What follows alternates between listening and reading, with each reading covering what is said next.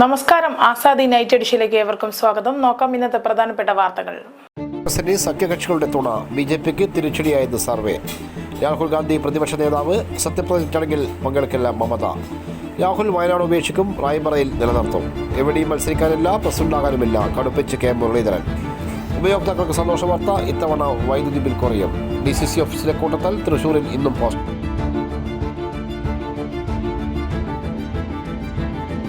കേരളത്തിൽ കനത്ത മഴയ്ക്ക് സാധ്യത, 5 ജില്ലകളിൽ ഇന്ന് ഓറഞ്ച് അലർട്ട്.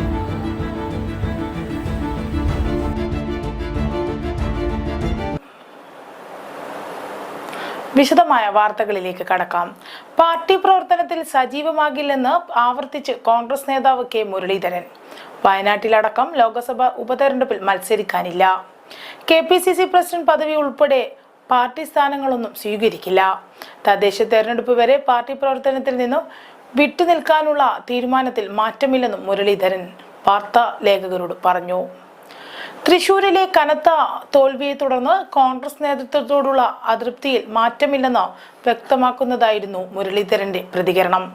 പരാജയത്തിൽ പാർട്ടിക്ക് പങ്കുണ്ടെന്ന് പറഞ്ഞ മുരളീധരൻ KPCC പ്രസിഡന്റ് കെ സുധാകരനടക്കം വീട്ടിലെത്തി അനുനയിപ്പിച്ചിട്ടും നിലപാട് മാറ്റാത്തത് കോൺഗ്രസിൽ പ്രതിസന്ധി വർദ്ധിപ്പിക്കും. ശനിയാഴ്ച മാധ്യമങ്ങളോട് മുരളീധരൻ പറഞ്ഞത്, വടകരയിൽ നിന്നും താൻ മാറേണ്ടതില്ലതായിരുന്നു. അതാണ് തെരഞ്ഞെടുപ്പിൽ പഠിച്ച പാഠം. ഇനിയെല്ലാം ആലോചിച്ച് തീരുമാനിക്കും. തൽക്കാലം തെരഞ്ഞെടുപ്പിൽ മത്സരിക്കാനുള്ള മൂഡില്ല. വയനാട്ടിലടക്കം മത്സരിക്കാൻ കോൺഗ്രസിൽ ഒരുപാട് നേതാക്കളുണ്ട്. രാജ്യസഭയിലേക്കും താനില്ല. രാജ്യസഭയിൽ പോകുക എന്ന് വെച്ചാൽ തൻ്റെ ആരോഗ്യത്തിനെന്തോ പ്രശ്നമുണ്ടെന്ന് കരുതിയാൽ മതി. തദ്ദേശ തെരഞ്ഞെടുപ്പിൽ സജീവമായി പ്രചരണത്തിനുണ്ടാകും. സമ്മർദ്ദത്തിന് കീഴടങ്ങി തൃശൂരിൽ സ്ഥാനാർത്ഥിയായത് തെറ്റായെന്ന സൂചനയും മുരളീധരൻ പങ്കിട്ടു. ലോക്സഭാ തെരഞ്ഞെടുപ്പിൽ മികച്ച വിജയമുണ്ടായതിനാൽ KPCC പ്രസിഡന്റ് കെ സുധാകരനെ മാറ്റരുതെന്ന് ആവശ്യപ്പെട്ടത് പ്രതിപക്ഷ നേതാവ് VD സതീശനടക്കമുള്ള ഗ്രൂപ്പിന് ക്ഷീണമാണ്. സുധാകരനാണ് വിജയത്തിന്റെ ശില്പി എന്നാണ് മുരളീധരൻ പറഞ്ഞു വെച്ചതെന്നതും ശ്രദ്ധേയം. KPCC പ്രസിഡന്റ് സ്ഥാനം തരേണ്ട ആവശ്യമില്ല. തൃശൂർ തോൽവിയുടെ പേരിൽ ഒരാൾക്കെതിരെയും പരാതി പറഞ്ഞിട്ടില്ല. ഇതിനെപ്പറ്റി അന്വേഷണ കമ്മീഷനും ആവശ്യമില്ല. അതും സംഘർഷത്തിനിടയാക്കും. കോൺഗ്രസിന്റെ പരമ്പരാഗത വോട്ടിൽ വിള്ളലുണ്ടായി. ആരൊക്കെ കളിച്ചുവെന്ന് ജനങ്ങൾക്കറിയാം. അവരെ ജനം നോക്കിക്കൊള്ളും. തമ്മിലടി അവസാനിപ്പിക്കണം. കോൺഗ്രസിന്റെ മുഖം വികൃതമാക്കരുത്. അടിയും പോസ്റ്ററേത്തും നല്ലതല്ല. ഇപ്പോഴുണ്ടായത് വികാര പ്രകടനമായി കണ്ടാൽ മതി. തോറ്റതിന് മാറി നിൽക്കുന്നത് ശരിയോ എന്ന ചോദ്യത്തിന് ഇത്ര അച്ചടക്കമോ തനിക്കുള്ളൂ എന്നായിരുന്നു പ്രതികരണം. സംസ്ഥാനത്ത് KSEB ഉപഭോക്താക്കളിൽ നിന്നും സ്വീകരിച്ചിട്ടുള്ള സെക്യൂരിറ്റി ഡെപ്പോസിറ്റ് 6.75% നിരക്കിൽ പലിശ ലഭിക്കുമെന്ന് വൈദ്യുതി മന്ത്രി K കൃഷ്ണൻകുട്ടി അറിയിച്ചു. എല്ലാ ഉപഭോക്താക്കളുടെയും മെയ്, ജൂൺ, ജൂലൈ മാസങ്ങളിലെ ബില്ല് കുറവ് ചെയ്താണ് പലിശ തുക നൽകുകയെന്ന് മന്ത്രി സോഷ്യൽ മീഡിയയിൽ പങ്കുവച്ച കുറിപ്പിൽ വ്യക്തമാക്കി. ഗാന്ധിയെ പ്രതിപക്ഷ നേതാവാക്കാൻ കോൺഗ്രസ് പ്രവർത്തക സമിതിയിൽ തീരുമാനം. രാഹുലിനെ തെരഞ്ഞെടുത്തുകൊണ്ടുള്ള പ്രമേയം കോൺഗ്രസ് പ്രവർത്തക സമിതി പാസാക്കി. രാഹുൽ ഗാന്ധിയാണ് പ്രതിപക്ഷത്തെ നയിക്കാൻ ഏറ്റവും യോഗ്യനെന്ന് AICC general secretary KC Venugopal പറഞ്ഞു. ലോക്സഭാ തെരഞ്ഞെടുപ്പിൽ 100 സീറ്റുകളാണ് കോൺഗ്രസിനുള്ളത്. 99 സീറ്റുകളിൽ മത്സരിച്ച് ജയിക്കുകയും ഒരു സീറ്റിൽ നേരത്തെ പാർട്ടി വിട്ടുപോയ സ്വതന്ത്രമായി ജയിച്ച സ്ഥാനാർത്ഥി തിരിച്ചെത്തുകയുമായിരുന്നു. BJP കഴിഞ്ഞാൽ ഏറ്റവും കൂടുതൽ സീറ്റുകളുള്ളത് കോൺഗ്രസിനാണ്. ലോക്സഭാ തെരഞ്ഞെടുപ്പിൽ വയനാടിലും റായ്ബറയിലും ജയിച്ച സാഹചര്യത്തിൽ റായ്ബറേലി നിലനിർത്താനാണ് കോൺഗ്രസ് നേതൃയോഗത്തിൽ ധാരണ. രാഹുൽ ഒഴിയുന്ന വയനാട് സീറ്റിൽ പ്രിയങ്ക ഗാന്ധി മത്സരിക്കുന്നതിനെക്കുറിച്ച് വാർത്തകൾ ഉണ്ടായിരുന്നു. പ്രിയങ്ക മത്സരിക്കില്ലെന്നാണ് പാർട്ടി നേതൃത്വം നൽകുന്ന സൂചന. കേരളത്തിൽ നിന്നുള്ള ഒരു നേതാവിനെ വയനാട്ടിൽ സ്ഥാനാർത്ഥിയാക്കണമെന്ന നിർദ്ദേശമാണ് ചർച്ചകളിൽ ഉയർന്നത്. തൃശ്ശൂരിൽ പരാജയപ്പെട്ട കെ മുരളീധരനെ വയനാട്ടിൽ സ്ഥാനാർത്ഥിയാക്കിയേക്കും എന്നുമുള്ള ചർച്ചയുണ്ടായിരുന്നു. എന്നാൽ ഇനി മത്സരരംഗത്തേക്ക് ഇല്ല, പാർട്ടി പ്രവർത്തനത്തിൽ തുടരും എന്നാണ് മുരളീധരൻ നേരത്തെ പറഞ്ഞു വെച്ചിട്ടുള്ളത്. തെരഞ്ഞെടുപ്പിൽ ഒന്നിച്ചു നിന്ന ഇന്ത്യ മുന്നണി തുടർന്നും ഒരുമയോടെ മുന്നോട്ട് പോകണമെന്ന് പ്രവർത്തക സമിതിയിൽ AICC പ്രസിഡന്റ് മല്ലികാർജ്ജുൻ ഖാർഗെ പറഞ്ഞു. BJP ഉയർത്തിയ വിഭജന രാഷ്ട്രീയത്തിനെതിരായ വിധിയെഴുത്താണ് തെരഞ്ഞെടുപ്പിലുണ്ടായതെന്ന് പ്രവർത്തക സമിതി വിലയിരുത്തി. News desk Azadi media. 3ാം Narendra Modi മന്ത്രിസഭയുടെ സത്യപ്രതിജ്ഞ ചടങ്ങിൽ പങ്കെടുക്കലെന്ന് തൃണമൂൽ കോൺഗ്രസ് നേതാവും ബംഗാൾ മുഖ്യമന്ത്രിയുമായ മമതാ ബാനർജി. നാളെ 9-നാണ് സത്യപ്രതിജ്ഞ ചടങ്ങ് നിശ്ചയിച്ചിരിക്കുന്നത്. അതേസമയം കേന്ദ്രത്തിൽ സർക്കാർ രൂപീകരിക്കാനുള്ള ശ്രമങ്ങൾ ഉപേക്ഷിച്ചിട്ടില്ലെന്നും മമതാ ബാനർജി പറഞ്ഞു. സർക്കാർ രൂപീകരിക്കുന്നതിന് നിലവിലെ സ്ഥിതിഗതികൾ നിരീക്ഷിക്കുകയാണെന്നും CAA റദ്ദാക്കണമെന്ന ആവശ്യം ഉൾപ്പെടെ ഇനിയും ഉയർത്തുമെന്നും അവർ വ്യക്തമാക്കി. തൃണമൂൽ കോൺഗ്രസിൻ്റെ പാർലമെൻ്ററി പാർട്ടി ചെയർപേഴ്സണായി മമതാ ബാനർജിയെ തെരഞ്ഞെടുത്തു. സുദീപ് ബണ്ടോപാധ്യായ ലോക്സഭാ കക്ഷി നേതാവായി തുടരും. കാക്കോലി ഘോഷാണ് Lok Sabha deputy leader. Chief whip Kalyan Banerjee, Rajya Sabha കക്ഷി നേതാവ് ഡെറിക് ഒബ്രിയാൻ, സാഗരിക ഘോഷ് ഡെപ്യൂട്ടി ലീഡർ പദവി വഹിക്കുമെന്നും മമത അറിയിച്ചു. കോൺഗ്രസിന് സഖ്യകക്ഷികളുടെ ശക്തമായ പിന്തുണ ലഭിച്ചത് തെരഞ്ഞെടുപ്പിൽ BJPക്ക് തിരിച്ചടിയായതായി CSDS ലോക് നീതി പോസ്റ്റ് സർവേ റിപ്പോർട്ട്. നഗര മേഖലകളിൽ BJPക്ക് 38% വോട്ട് കിട്ടി. കോൺഗ്രസിന് നഗരമേഖലകളിൽ നിന്നും 23% വോട്ട് കിട്ടിയത്. 2019 തെരഞ്ഞെടുപ്പിനെ അപേക്ഷിച്ച് കോൺഗ്രസിന് നഗരത്തിൽ നിന്നുള്ള വോട്ട് 2% കുറഞ്ഞു. അതേസമയം നഗരമേഖലയിൽ നിന്നും 13% വോട്ട് സമാഹരിച്ച സഖ്യകക്ഷികൾ കോൺഗ്രസിൻ്റെ വോട്ട് ശതമാനത്തിൽ സംഭവിച്ച കുറവ് പരിഹരിച്ചു. റിപ്പോർട്ട് ചൂണ്ടിക്കാട്ടി. 2019 കണക്കുകളിൽ താരതമ്യപ്പെടുത്തുമ്പോൾ BJPക്ക് ഹിന്ദു സവർണ വിഭാഗത്തിൻ്റെ വോട്ടുകൾ കാര്യമായി നഷ്ടമായിട്ടില്ലെന്നും സർവേയിൽ പറയുന്നു. എന്നാൽ ഹിന്ദു പിന്നോക്ക വിഭാഗങ്ങളിലെ മുന്നോക്കക്കാരുടെ 2% വോട്ടും ദളിത് വിഭാഗക്കാരുടെ 3% വോട്ടും നഷ്ടപ്പെട്ടു. തെരഞ്ഞെടുപ്പ് പ്രചാരണത്തിൻ്റെ ആദ്യഘട്ടത്തിൽ നരേന്ദ്രമോദിയും അമിത്ഷായും ഉൾപ്പെടെയുള്ളവർ BJP നേതാക്കൾ ഉന്നയിച്ച ഇക്കുറി 400 സീറ്റ് കടക്കും എന്ന പ്രഖ്യാപനം ദളിത് പിന്നോക്ക വിഭാഗക്കാരിൽ വലിയ ചലനങ്ങൾ സൃഷ്ടിച്ചതായി സർവേയിൽ പറയുന്നു. വൻ ഭൂരിപക്ഷത്തോടെ മോദി വീണ്ടും അധികാരത്തിൽ എത്തിയാൽ ഭരണഘടനയും സംവരണവും ഇല്ലാതാക്കുമെന്ന ആശങ്ക സജീവമായി. BJPക്ക് ഉള്ള പിന്നോക്ക ദളിത് വിഭാഗങ്ങളുടെ പിന്തുണ കുറയാനുള്ള കാരണം ഇതാണെന്നും സർവേ വിലയിരുത്തി.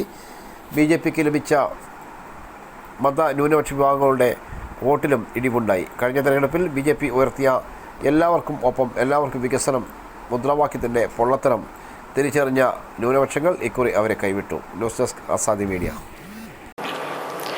DCC ഓഫീസിലെ കൂട്ടത്തല്ലിനു പിന്നാലെ തൃശൂരിൽ ഇന്നും പോസ്റ്റർ. MP വിൻസെന്റിനും അനിൽ അക്കരയ്ക്കും എതിരെയാണ് പോസ്റ്റർ പ്രത്യക്ഷപ്പെട്ടത്. തൃശൂർ പ്രസ് ക്ലബിന് മുന്നിലാണ് പോസ്റ്റർ പതിപ്പിച്ചിരുന്നത്. തുടർച്ചയായി 4ാം ദിവസമാണ് തൃശൂരിലെ തോൽവിയിൽ പോസ്റ്റർ പ്രതിഷേധം.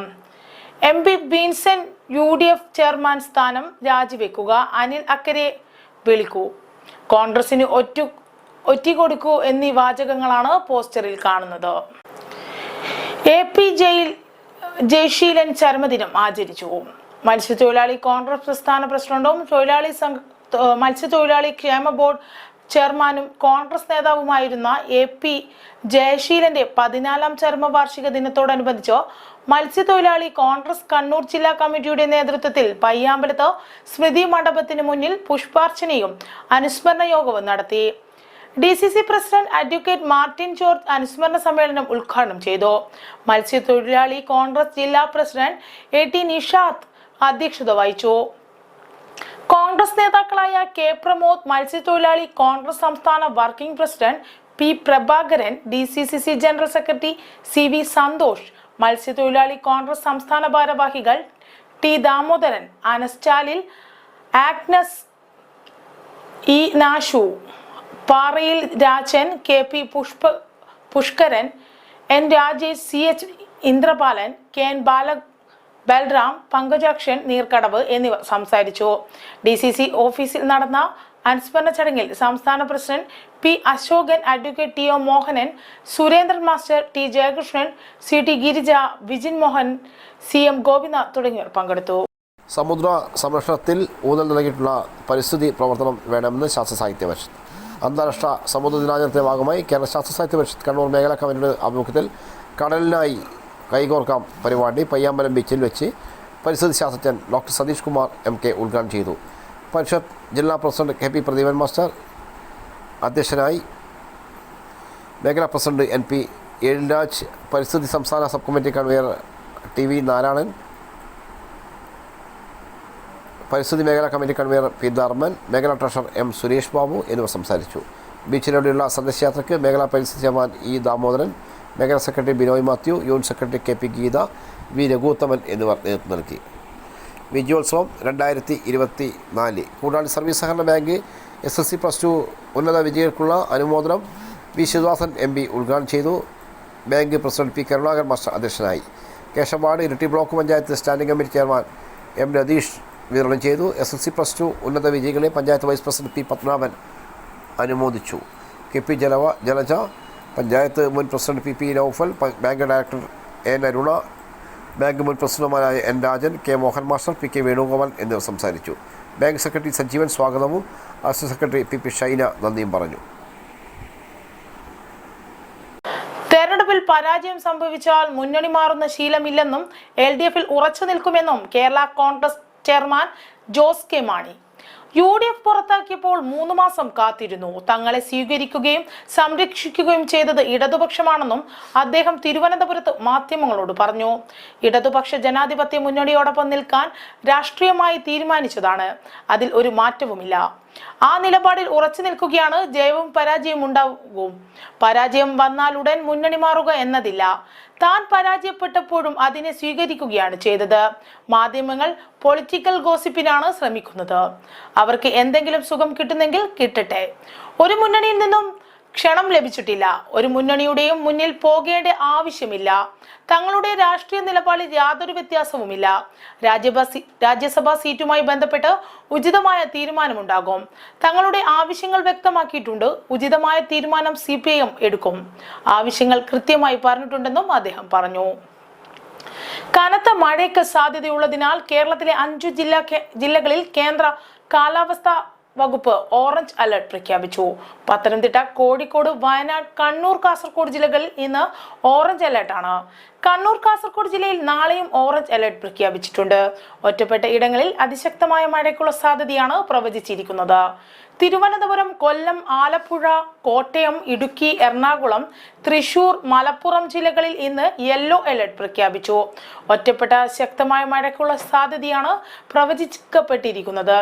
എറണാകുളം, ഇടുക്കി, തൃശൂർ, പാലക്കാട്, മലപ്പുറം, കോഴിക്കോട്, വയനാട് ജില്ലകളിൽ ഞായറാഴ്ചയും, എറണാകുളം, തൃശൂർ, പാലക്കാട്, മലപ്പുറം, കോഴിക്കോട്, വയനാട്, കണ്ണൂർ, കാസർഗോഡ് ജില്ലകളിൽ തിങ്കളാഴ്ചയും, മലപ്പുറം, കോഴിക്കോട്, വയനാട്, കണ്ണൂർ, കാസർഗോഡ് ജില്ലകളിൽ ചൊവ്വാഴ്ചയും യെല്ലോ അലർട്ടാണ്. മമ്പലം ശ്രീ ഭഗവതി ക്ഷേത്രത്തിലെ നൂറ്റാണ്ടുകൾ പഴക്കമുള്ള ആൽമരം കടപുഴകി വീണു. ഇന്ന് രാവിലെ 8:30 മണിയോടെയാണ് സംഭവം. ആൽമരം കടപുഴകി വീണ് ക്ഷേത്രത്തിലെ ഓഡിറ്റോറിയം, ഭണ്ഡാരപുര, ചുറ്റുംപന്തൽ എന്നിവയ്ക്ക് ലക്ഷങ്ങളുടെ നാശനഷ്ടം സംഭവിച്ചു. ആളപായമില്ല. ക്ഷേത്രത്തിന്റെ വടക്കുഭാഗത്ത് നൂറ്റാണ്ടുകളെ പന്തലിച്ചു നിന്നിരുന്ന കൂറ്റൻ ആൽമരമാണ് നിലം പൊത്തിയത്. അപകടത്തിൽ ക്ഷേത്രത്തിലെ ഓഡിറ്റോറിയത്തിന്റെയും ഓടിട്ട ഭണ്ഡാരപുരയുടെയും കോൺക്രീറ്റുള്ള ക്ഷേത്ര ചുറ്റുപന്തലിന്റെയും ഭാഗങ്ങൾ തകർന്നു. വിവരമറിഞ്ഞ് റവന്യൂ അധികൃതർ സംഭവ സ്ഥലത്തെത്തി സന്ദർശിച്ചു. മരം മുറിച്ചു നീക്കുന്നതിനുള്ള ശ്രമങ്ങൾ ക്ഷേത്ര ഭാരവാഹികളുടെ നേതൃത്വത്തിൽ നടന്നു വരികയാണ്. സാധാരണ ദിവസങ്ങളിൽ ക്ഷേത്ര പരിസരത്ത് രാവിലെ കരാട്ടെ, ജൂഡോ പരിശീലന ക്ലാസുകൾ നടക്കാറുണ്ട്. ക്ലാസ് ഇന്ന് വൈകുന്നേരത്തേക്ക് മാറ്റിയിരുന്നു. വൻ ദുരന്തമാണ് ഒഴിവായത്. നിർമ്മാതാവും മാധ്യമ അധികായനുമായ രാമോജി റാവു അന്തരിച്ചു. 87 വയസ്സായിരുന്നു. ഹൈദരാബാദിലെ പ്രശസ്തമായ രാമോജി ഫിലിം സിറ്റിയുടെ സ്ഥാപകനാണ്. കഴിഞ്ഞ ദിവസം ശാരീരിക അസ്വസ്ഥതകളെ തുടർന്ന് അദ്ദേഹത്തെ ഹൈദരാബാദിലെ ആശുപത്രിയിൽ പ്രവേശിപ്പിച്ചിരുന്നു. രാമോജി റാവു എന്നറിയപ്പെടുന്ന ചെറുകുരി രാമോജി റാവു നിർമ്മാതാവ്, വിദ്യാഭ്യാസ പത്രപ്രവർത്തകൻ, മാധ്യമ സംരംഭകൻ എന്നീ നിലകളിൽ വ്യക്തിമുദ്ര പതിപ്പിച്ച വ്യക്തിയാണ്. ലോകത്തിലെ ഏറ്റവും വലിയ ചലച്ചിത്ര നിർമ്മാണ കേന്ദ്രമായ രാമോജി ഫിലിം സിറ്റി 1983 സ്ഥാപിതമായ ചലച്ചിത്ര നിർമ്മാണ കമ്പനിയായ ഉഷ കിരൺ മൂവീസ് എന്നിവയുടെ ഉടമസ്ഥതയിലുള്ള രാമോജി ഗ്രൂപ്പിന്റെ തലവനാണ്. തെലുങ്ക് സിനിമയിൽ 4 ഫിലിംഫെയർ അവാർഡുകളും ദേശീയ ചലച്ചിത്ര അവാർഡും നേടിയിട്ടുണ്ട്. പത്രപ്രവർത്തനം, സാഹിത്യം, വിദ്യാഭ്യാസം എന്നിവയിൽ നൽകിയ സംഭാവനകൾക്ക് 2016 ഏറ്റവും ഉയർന്ന 2ാമത്തെ സിവിലിയൻ ബഹുമതിയായ പത്മഭൂഷൺ നൽകി രാജ്യം അദ്ദേഹത്തെ ആദരിച്ചു. ഏറ്റവും കൂടുതൽ പ്രചാരത്തിലുള്ള തെലുങ്ക് ദിനപത്രമായ ഈ നാടിന്റെ ഉടമസ്ഥതയുമുണ്ട്. കൃഷിയെയും കർഷകരെയും അടിസ്ഥാനമാക്കിയുള്ള ഒരു മാസികയിലൂടെയാണ് രാമോജി റാവു തന്റെ കരിയർ ആരംഭിച്ചത്. 2015 രാമോജി റാവു ഹൈദരാബാദിന്റെ പ്രാന്തപ്രദേശത്തുള്ള രാമോജി ഫിലിം സിറ്റിക്ക് സമീപം ഓം സ്പിരിച്വൽ സിറ്റി നിർമ്മിക്കാനുള്ള പദ്ധതി പ്രഖ്യാപിച്ചു. രാജ്യത്തുടനീളമുള്ള 108 ക്ഷേത്രങ്ങളുടെ പകർപ്പുകൾ ഈ നഗരത്തിൽ ഉണ്ടാകും എന്നായിരുന്നു പ്രഖ്യാപനം. 2020 കോവിഡ് മഹാമാരി രൂക്ഷമായ കാലത്ത് തെലങ്കാന, ആന്ധ്രാപ്രദേശ് മുഖ്യമന്ത്രിമാരുടെ ദുരിതാശ്വാസ നിധിയിലേക്ക് രാമോജി റാവു 10 കോടി രൂപ വീതം സംഭാവന നൽകി. വൈറസിനെതിരായ പോരാട്ടത്തിൽ 2 മുഖ്യമന്ത്രിമാരും വിജയിക്കുമെന്ന് അദ്ദേഹം പ്രത്യാശ പ്രകടിപ്പിച്ചിരുന്നു. സിനിമാ മേഖലയുടെ ഭാഗമായി അതുല്യമായ സിനിമകൾ നിർമ്മിക്കുന്നതിൽ രാമോജി റാവു ശ്രദ്ധിച്ചിരുന്നു. കൃത്രിമക്കാൽ ഉപയോഗിച്ച് നൃത്തം ചെയ്യാനുള്ള സുധാ ചന്ദ്രന്റെ ആഗ്രഹം അദ്ദേഹത്തിൽ താല്പര്യം ജനിപ്പിച്ചതായി റിപ്പോർട്ടുണ്ട്. അവരെക്കുറിച്ച് ഒരു സിനിമ നിർമ്മിക്കാൻ അദ്ദേഹം തീരുമാനിക്കുകയുണ്ടായിരുന്നു. സുധാ ചന്ദ്രൻ കഥാപാത്രമായ ചിത്രം അവരുടെ കരിയറിൽ വലിയ സ്വാധീനം ചെലുത്തി. ദേശീയപാത നിർമ്മാണത്തിൽ സുരക്ഷാ മുൻകരുതലുകൾ വേണം. ശാസ്ത്ര സാഹിത്യ പരിഷത്ത് ദേശീയപാത നിർമ്മാണത്തിൽ ആവശ്യമായ സുരക്ഷാ മുൻകരുതലുകൾ ഒരുക്കണമെന്ന് ശാസ്ത്ര സാഹിത്യ പരിഷത്ത് ആവശ്യപ്പെട്ടു. കഴിഞ്ഞ ദിവസം ആറ്റടപ്പ മുട്ടോളം പാറയിൽ വീട് 2ആയി പിളർന്ന് ഇടിഞ്ഞു താഴ്ന്നിരുന്നു. ദേശീയപാത നിർമ്മാണത്തിൽ റോഡുകൾ ഉയർത്തുന്ന അപകട ഭീഷണിയെക്കുറിച്ചും തങ്കേക്കുന്ന് ആറ്റടപ്പ റോഡ് കീറിമുറിച്ചിട്ടതിനെ തുടർന്ന് ദുരിതത്തിലായ ഷീബയുടെ കുടുംബത്തെക്കുറിച്ചും മാധ്യമങ്ങൾ നേരത്തെ തന്നെ വാർത്ത പ്രസിദ്ധീകരിച്ചിരുന്നു. മണ്ണിടിച്ചിലും ചെളിയും നിറഞ്ഞ് കാൽനട പോലും ദുഷ്കരമാകുന്നതും പല ഭാഗത്തും പതിവാണ്. കാലവർഷം ശക്തമാകുന്നതോടെ അപകടം വർദ്ധിക്കാൻ സാധ്യതയുണ്ട്. ഈ പശ്ചാത്തലത്തിൽ ദേശീയപാത നിർമ്മാണ പ്രദേശത്താകെ സുരക്ഷാ പരിശോധന നടത്തി ആവശ്യമായ ക്രമീകരണം ഉണ്ടാക്കണമെന്നും ജില്ലാ കമ്മിറ്റി ആവശ്യപ്പെട്ടു. പരിഷത്ത് ജില്ലാ പ്രസിഡന്റ് KP പ്രദീപ് കുമാറിന്റെയും സെക്രട്ടറി PT രാജേഷിന്റെയും നേതൃത്വത്തിലുള്ള സംഘം മുട്ടോളം പാറ പ്രദേശം സന്ദർശിച്ചു. പരിസ്ഥിതി കൺവീനർ സതീശൻ കസ്തൂരി, ജില്ലാ കമ്മിറ്റി അംഗങ്ങളായ PK സുധാകരൻ, PK ബൈജു എന്നിവരും കൂടെ ഉണ്ടായിരുന്നു. ഇതോടെ ഇന്നത്തെ ആസാദി വാർത്തകൾ ഇവിടെ സമാപിക്കുകയാണ്. അടുത്ത വാർത്ത. ഹൈവേ നിർമ്മാണത്തിന്റെ ഭാഗമായി ഈ ചാല തങ്കക്കുന്ന് പ്രദേശത്ത് ഒരു വീടിപ്പോഴ് അപകടാവസ്ഥയിലാണ്. ഒരു വാർപ്പിൻ്റെ വീടാണ്. അപ്പോൾ ഇത് സൂചിപ്പിക്കുന്നത് വേണ്ടത്ര മുൻകരുതലോടെയല്ല ഈ ഹൈവേയുടെ പ്രവർത്തനം. പ്രത്യേകിച്ച് വലിയ താഴ്ചയുള്ളൊരു സ്ഥലമാണ്. അപ്പോൾ ഇവിടെ വേണ്ടത്ര സുരക്ഷിതത്വം ഉറപ്പുവരുത്തിയിട്ടല്ല ഇവിടെ ഹൈവേ നിർമ്മാണം നടന്നിട്ടുള്ളത് എന്ന് നമുക്ക് മനസ്സിലാക്കാൻ പറ്റും. അപ്പോൾ ഇത്തരം പ്രദേശങ്ങളിൽ മറ്റ് സ്ഥലങ്ങളിലും ഉണ്ടാവാം. അപ്പോൾ അത്തരം ഈ മഴയുടെ ഈ ഒരു സാഹചര്യത്തിൽ ഇനിയും കൂടുതൽ അപകടങ്ങൾ ഉണ്ടാവാൻ സാധ്യതയുണ്ട്. മഴ ശക്തമാകുമ്പോഴും അപ്പോഴേക്ക് വളരെ സുരക്ഷിതമായി ഹൈവേയുടെ പ്രവർത്തനം പുരോഗമിക്കേണ്ടതുണ്ട്. അതോടൊപ്പം തന്നെ പല സ്ഥലങ്ങളിലും ആളുടെ ആവശ്യത്തിനനുസരിച്ചുള്ള നടപ്പാതകൾ, അതേപോലെ തന്നെ ഉള്ള വഴികളൊക്കെ അണ്ടർവേ ഒക്കെ ഉണ്ടാവണം. പല സ്ഥലങ്ങളിലും ജനങ്ങൾ അതുമായി ബന്ധപ്പെട്ട് വലിയ പ്രയാസങ്ങൾ നേരിടുന്നു. അപ്പോൾ ആവശ്യമായ സ്ഥലങ്ങളിൽ നടപ്പാത ഇനിയും ആലോചിക്കണം എന്നുള്ളതാണ്.